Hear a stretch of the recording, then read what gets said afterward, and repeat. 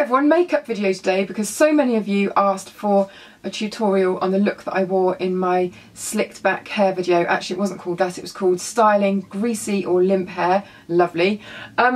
So I have tried to recreate it as best that I can. Luckily I wrote down the products that I used, so they're quite accurate. So yes, let's see how I get on. Let's go back to the start. Now for my skin I actually used these, the AirFlash things from Dior. When I filmed that video, I think I'd just come back from Cannes and Jamie, the makeup artist in Cannes, had used these on my skin. First one is the CC primer, and I just held it quite far away from my face and spritzed really lightly.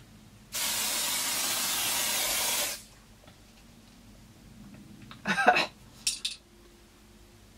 it's such a fine mist that it doesn't really need any blending in, or I don't find that it does.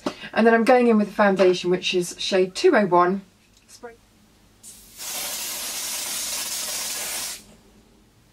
And if you're in any doubt as to whether that worked, then you only have to look at my lips. Get rid of that. So it's just a very fine application of foundation.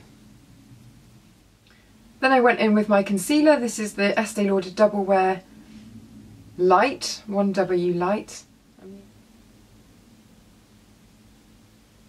I just buffed that into the areas that needed a tiny bit more help, because it really is a fine little mist of finishing foundation, really, the AirFlash. And I set that with the tiniest amount of powder. This is Creme Puff from Max Factor. You can't see that because I've used it so much that the words have come off. That's the dog having a little stretch. Then I took a bit of this, which is Jane Iredale's Mineral Cosmetics Golden Glow. And I've been using this as a kind of all over powder that's got a bit of illumination in it. And I don't know whether you can see that, but it just takes the shine off, but leaves the skin quite luminous, which doesn't make much sense, but hopefully you can see what I mean. And then I took some bronzer. I took the Body Shop bronzer, Honey Bronze bronzer, which is a really pale one.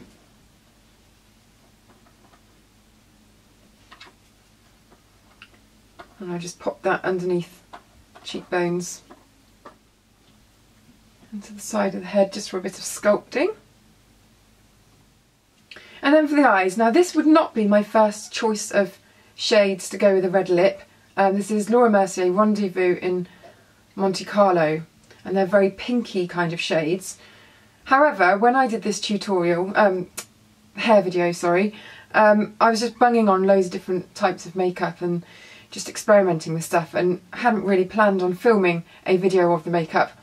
But so many people said they really liked this shadow that I thought I would use it. So this is what I did. I took the shimmery pale colour and the pink, and I popped those across the lid.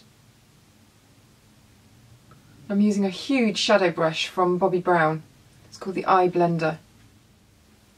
And then I took this shade, which is darker, kind of pinky taupe, and I popped that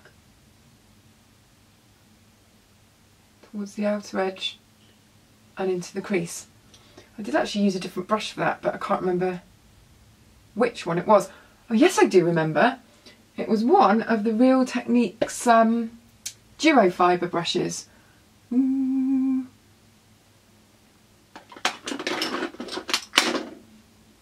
I can't find. Anyhow, a nice fluffy-ish eye brush, and mixing now the two darkest shades together, I put that just above the crease of the eye and out towards the edge.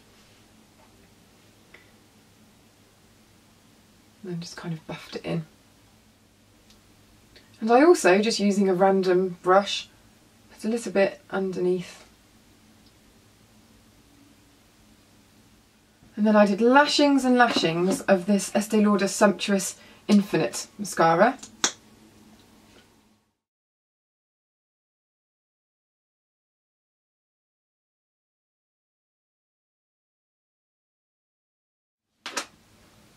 And then I'm going in with a tiny, tiny eyeliner brush, and I'm using this cream eyeliner from YSL. It's called Faux Effect, I think, eyeliner.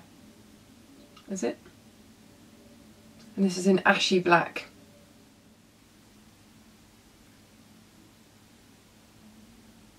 And then to finish off, I went in with my matte mandarin lipstick from Clinique, which is really, really bright. I lined my lips first with a liner. This is the Coral liner from Lipstick Queen, which isn't an exact match by any means, but I'm short on reds at the moment. So lining my lips, starting with a little cross at the Cupid's bow. And I'm just really lightly lining mine, more as a guide than anything else, because it's a really opaque matte lipstick, so it's not like I need another layer for it to grip to. But once you start putting on a bright colour, it's really hard to see where your natural lip line is, so it's just a guide, really.